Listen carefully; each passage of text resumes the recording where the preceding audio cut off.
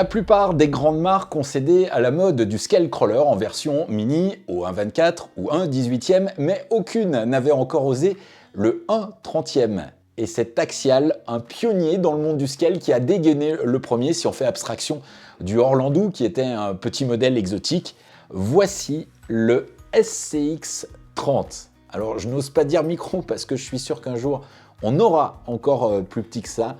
Mais là, franchement, c'est mini, surtout si on le compare au SCX 24, son grand frère, qu'on trouvait déjà petit lors de sa sortie. Non, le SCX 30 est vraiment minuscule. Alors sur le plan esthétique, non, c'est vraiment une petite beauté, c'est vraiment réussi, c'est super réaliste.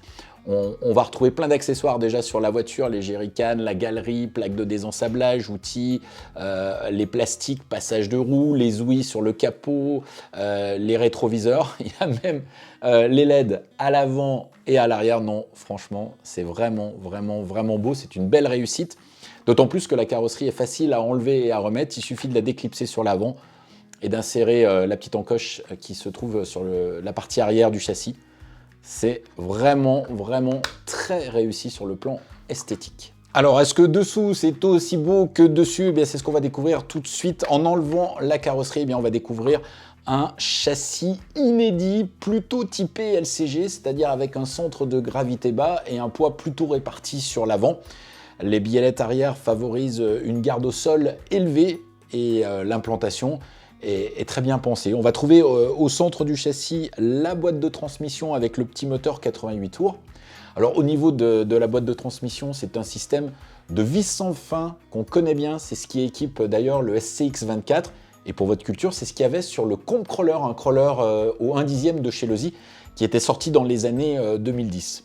Enfin, pour compléter l'implantation sur le châssis, on va trouver à droite l'électronique tout en un SLT2, qui va faire office de récepteur et de variateur. Et puis de l'autre côté, c'est le support de l'accu avec le petit caoutchouc qui va permettre de le maintenir en place. C'est très bien conçu, c'est un châssis original, spécialement dessiné pour le SCX 30.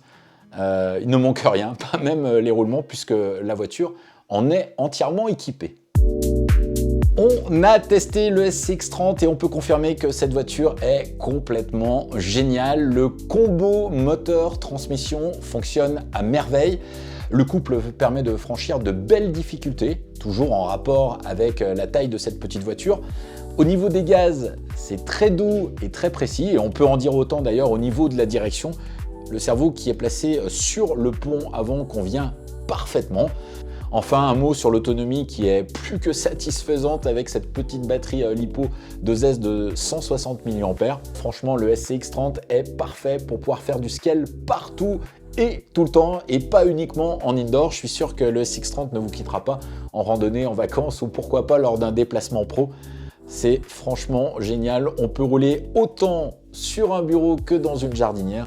C'est le scale version mini complètement génial. Le SCX 30 est vendu complet, rien ne manque dans la boîte. On a l'émetteur SLT2 avec ses piles, la petite batterie à LiPo 2S et son chargeur USB.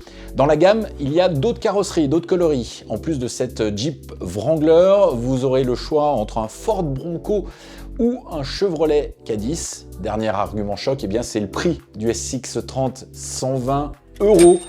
C'est dur de résister, alors retrouvez toute la gamme, les pièces détachées et les options sur notre site internet rcteam.com.